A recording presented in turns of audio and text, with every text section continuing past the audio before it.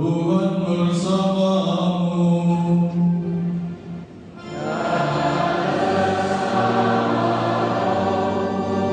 Inilah Injil Kristus menurut Matius.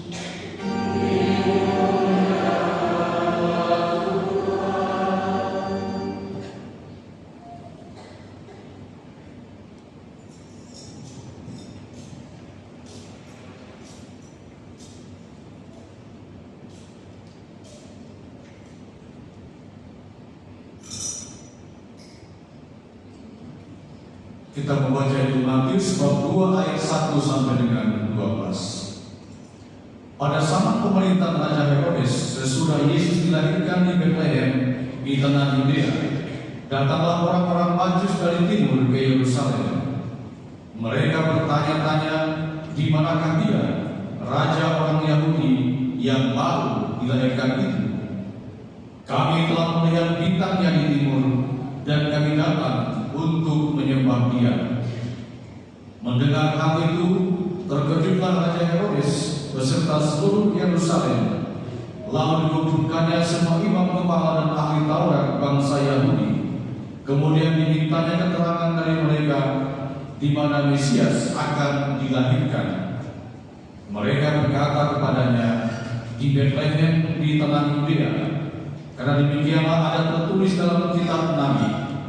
Dan engkau Betlehem di tanah Yehuda, engkau sekali-kali bukanlah yang terkecil di antara mereka yang memerintah Yehuda. Karena dari engkau akan bangkit seorang pemimpin yang akan menggembalakan umatku Israel. Lalu dengan diam-diam Herodes memanggil orang-orang Majus itu dan dengan teliti bertanya kepada mereka kapan bintang itu tampak. Kemudian dia menyuruh mereka ke Betlehem, katanya, pergi dan carilah anak itu dengan teliti, dan segera sesudah kamu menemukan dia, kabarkanlah kepadaku supaya aku pun datang menyembah dia. Setelah mendengar kata-kata Raja Herodes, mereka pun berangkat. Lihatlah bintang yang mereka lihat di timur itu mendahului mereka hingga tiba dan berhenti di atas tempat di mana anak itu berada. Ketika melihat bintang itu, mereka sangat bersukacita. Mereka masuk ke dalam rumah itu dan melihat anak itu bersama Maria ibunya. Lalu mereka sujud menyembah dia. Mereka pun membuka tempat harta bendanya dan mempersembahkan persembahan kepada anak itu, yaitu emas, duba, dan mur. Kemudian telah diperingatkan dalam mimpi supaya jangan kembali kepada Herodes. Mereka pun pulang ke negerinya melalui jalan lain. Demikianlah sabda Tuhan. Terpujilah Kristus.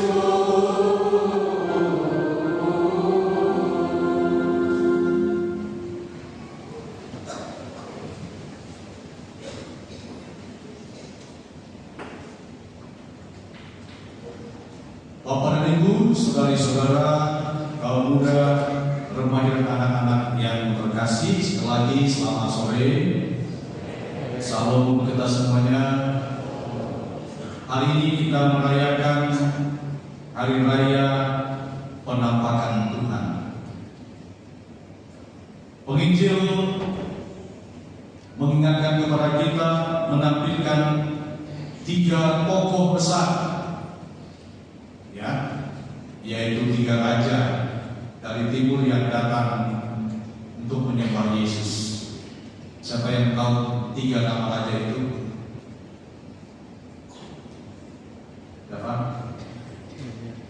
Bu Widian, sebutkan salah satu raja itu yang ada di tempat kita ini. Satu siapa? Ini Gaspar, Melchior, dan Baltasar. Betul nggak? Betul nggak? Betul ya. Betul ya. Jadi 3 raja ini bernama Gaspar, Baltasar, dan Melchior. Jangan lupa ya. Mereka mewakili raja-raja dari timur atau atau dari raja-raja dunia yang datang kepada Yesus untuk menyembah Dia. Nah, pertanyaan bagi kita adalah, kenapa kok raja-raja dari timur ini jauh-jauh mau datang? Bahkan mereka naik unta, berjalan berhari-hari ya untuk hanya datang menemui Yesus, seorang bayi yang baru lahir di Bethlehem 8 hari sesudah kelahirannya. Minggu yang lalu kita mendengarkan para malaikat yang mendengarkan kabar dari para gembala yang mendengarkan kabar dari para malaikat datang kepada Yesus, dan mereka menemukan apa yang dikatakan oleh bayi itu kepada mereka, dan mereka juga sujud menyembah. Dan hari ini kita merayakan pesta penampakan Tuhan, di mana Yesus sang Raja menampakkan dirinya kepada raja-raja dunia. Lagi pertanyaannya, Pak Yan, kira-kira kenapa ya kok raja-raja yang jauh dari timur itu mau datang, berjalan berhari-hari dengan untanya hanya untuk berjumpa dengan Yesus yang masih bayi? Kira-kira kenapa Pak Yan? Kan mereka juga adalah raja, ngapain yang jauh gitu ya? Alasannya jelas, bahwa Yesus ini adalah raja di atas segala raja. Mengapa demikian? Karena Dia bukan hanya raja yang merajai seluruh ciptaan dan kita semua manusia, tetapi Dia adalah raja langit dan bumi yang memiliki kuasa tentunya berbeda dengan raja-raja yang ada di dunia ini. Maka itulah alasan utama mengapa para raja ini, Baltasar, Melkior, dan Kaspar ini mau jauh-jauh datang hanya untuk datang berjumpa dan menyembah Yesus, sang raja di atas segala raja ini. Dan menarik bahwa penginjil mengisahkan kepada kita, mereka dituntun dengan bintang yang nampak dari timur, karena mereka ini juga adalah ahli perbintangan. Mereka kok melihat ada sesuatu yang berbeda dari bintang yang bersinar itu, dari bintang-bintang yang lainnya, sehingga membuat mereka juga menjadi sangat penasaran, kira-kira apa gerangan yang terjadi dengan bintang itu. Maka mereka mencoba untuk mencari tahu, ya. Dan akhirnya berkat bintang itu juga mereka menemukan Yesus, Bunda Maria, dan Santo Yusuf yang ada di tanah Bethlehem itu. Dan betapa mereka penuh dengan sukacita ketika bintang itu ada di situ, dan mereka masuk dan menemukan Yesus yang ada di situ, dan mereka bersujud menyembah dengan penuh sukacita dan mempersembahkan persembahan terbaik yang mereka bawa. Dulu ada 3 bentuk persembahan yang terbaik, persembahan untuk raja-raja pada zaman itu. Yaitu yang pertama emas, kemudian agung rupa, dan yang ketiga adalah mur. Inilah tanda bahwa 3 raja ini sungguh-sungguh menyadari bahwa Yesus bukanlah seorang raja sembarangan. Dia adalah raja semesta alam yang berkuasa atas langit dan bumi. Dia adalah raja kemuliaan yang diutus Bapa sebagai penyelamat untuk menyelamatkan orang-orang berdosa. Inilah alasan utama mengapa mereka jauh-jauh datang untuk datang menyembah Yesus sang Raja di atas segala raja itu. Oleh karena itu, hari ini kita merayakan hari raya atau pestanya, atau pesta penampakan Tuhan, karena Yesus menampakkan dirinya di kanan Bethlehem kepada raja-raja ini, dan raja-raja ini juga yang mewartakan bahwa seorang raja telah lahir di tanah Yehuda, di tanah Israel, dan dialah raja yang akan memimpin umat Israel, menggembalakan umat Israel untuk mengabadi terang dan keselamatan. Luar biasa ya. Dia raja kemuliaan, raja di atas segala raja, maka dia layak untuk disembah dan dimuliakan oleh setiap pribadi manusia. Bahkan dia adalah raja yang selalu menggembalakan memelihara umatnya dengan kasih dan cinta. Orang-orang kecil, orang-orang menderita menjadi sesuatu yang diangkat oleh raja ini, ya, untuk menjadi pribadi-pribadi yang juga akan mengalami kasih dan kemuliaan Tuhan di dalam kehidupan mereka. Maka Bapak Ibu yang terkasih, pesan apa yang dapat kita kasihkan ketika kita merayakan hari raya penampakan Tuhan ini? Yang pertama, tentu kita mau belajar dari sikap dan tindakan tiga raja tadi. Siapa mereka tadi? Gaspar, Baltasar, dan Melkior. Apa yang kita bisa pelajari? Apa yang kita bisa pelajari dari mereka? Yaitu tindakan mereka yang memiliki rasa penasaran.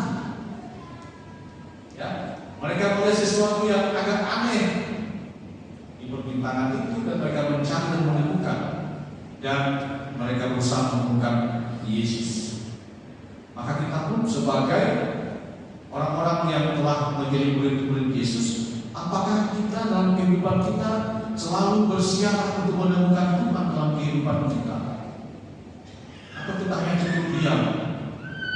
Ya, pengalaman-pengalaman iman yang tentunya bisa menuntut kita untuk menemukan Yesus, Sang Raja dan Raja itu, yang tentunya membantu kita untuk semakin menyembah dan memuliakan dirinya, menjadikan Dia sungguh-sungguh Raja yang dapat merajai kehidupan kita, yang menuntut kita untuk melakukan perbuatan-perbuatan yang baik sepanjang kehidupan kita.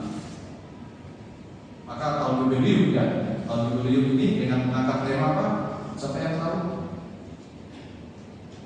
Siapa yang tahu?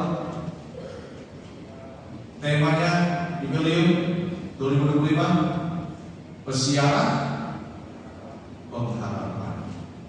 Ya, bersiaran pengharapan. Maka sebagai seorang Katolik kita diajak bersama dengan Raja Yesus Kristus untuk selalu berjalan bersiaran dalam kehidupan kita, dalam bersiaran ini dengan tetap membangun pengharapan dalam kehidupan kita.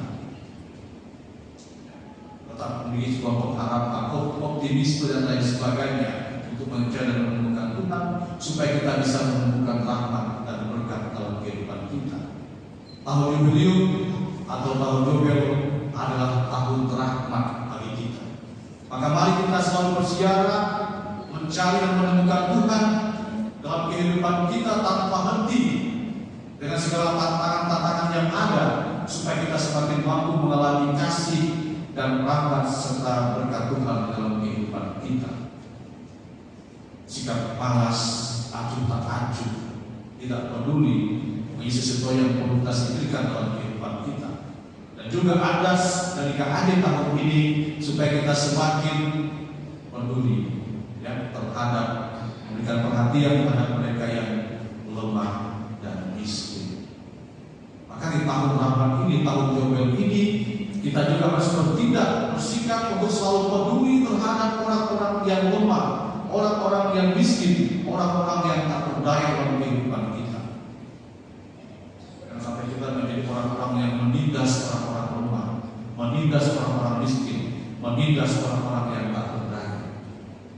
Maka kalau ada perilaku-perilaku yang demikian, kita perlu berubah, kita perlu bertobat, ya, supaya apa? Supaya rahmat Tuhan, cahaya dan terang Tuhan yang ditampakkan kepada tiga raja juga dialami oleh mereka yang tidak beruntung dalam kehidupan ini.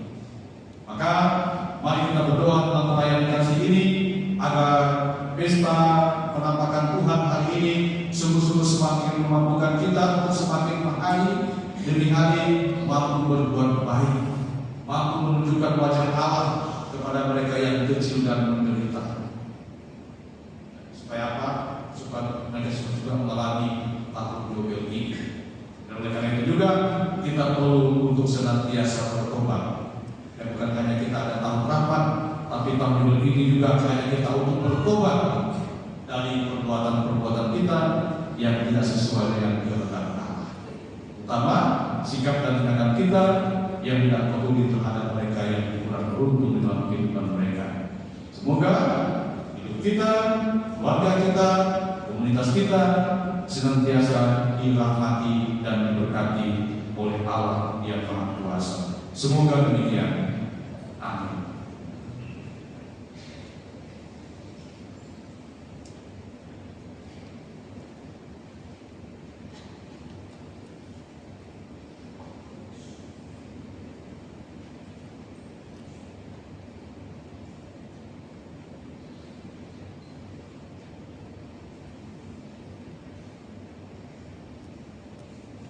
Bapak Ibu yang terkasih, saya akan membacakan rahmat indulgensi Jubileum 2025 untuk umat Kesultanan Agung Jakarta.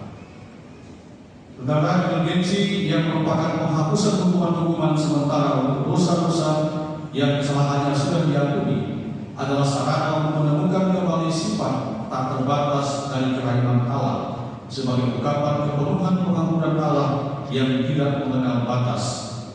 Indulgensi oleh karena itu adalah sebuah rahmat jubileum. Indulgensi penuh dapat diterima oleh umat beriman yang benar-benar bertobat, yang dengan segala usaha menjaga diri dari dosa, dan yang selama tahun suci dimurnikan melalui sakramen tobat dan dikuatkan oleh Komuni Kudus serta berdoa untuk intensi paus. Indulgensi juga dapat ditujukan kepada saudara-saudari yang sedang meninggal dunia melalui doa permohonan bagi mereka. Untuk memperoleh indulgensi, seseorang harus mempunyai intensi atau maksud umum untuk memperolehnya. Intensi ini dapat disebutkan dalam doa di awal hari atau sebelum melakukan tindakan tertentu yang disyaratkan untuk memperoleh indulgensi. Berikut adalah hal-hal yang dapat dilakukan oleh umat Kesultanan Agung Jakarta untuk memperoleh rahmat indulgensi penuh pada tahun Jubileum 2025. Yang pertama, melakukan ziarah 9 gereja di 9 dekanan yang ada di KAJ. Ziarah dapat dilakukan secara pribadi bersama keluarga atau komunitas atau lingkungan. Yang kedua, menerima sakramen tobat atau pengampunan dosa selama tahun Jubileum 2025. Yang ketiga, tentu mengikuti misa kudus pada hari Minggu dan hari raya yang disamakan dengan hari Minggu. Yang keempat, mendoakan intensi Bapak Paus dipenuhi dengan doa Bapa Kami, Salam Maria, doa lain yang sesuai dengan kesalehan dan devosi atau ungkapan kasihnya. Melakukan perbuatan amal dan belas kasih dengan mengunjungi saudara-saudari yang membutuhkan atau yang sedang dalam kesulitan, utama orang sakit, para tahanan, lansia yang kesepian, saudara-saudari yang difabel. Untuk umat yang tidak dapat melakukan perjalanan ziarah, misalnya karena sakit atau lanjut usia, harus menjalankan tugas yang terus-menerus. Biarlah lagi di biara tertutup dapat memperoleh rahmat indulgensi penuh dengan berdoa Bapa Kami, pengakuan iman, dan doa rosario dari tempatnya masing-masing. Demikianlah bacaan rahmat indulgensi Jubileum 2025 untuk umat Kesultanan Agung Jakarta. Mari kita berdiri, kita ungkapkan iman kepercayaan kita. Aku percaya akan Allah,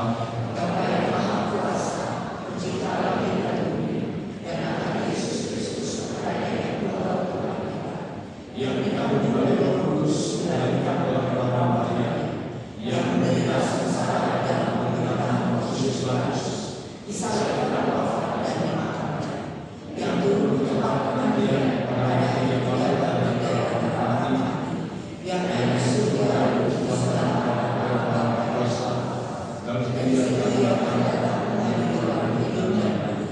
Aku percaya Roh Kudus, Gereja yang kudus, persekutuan Kudus, pengampunan dosa, kebaikan dan kehidupan kekal. Amin. Bapak Ibu yang terkasih, marilah dengan segenap hati memanjatkan doa kepada Allah yang Maha Pengasih dan Maha Penyayang, yang dengan murah hati mendengarkan doa-doa orang beriman.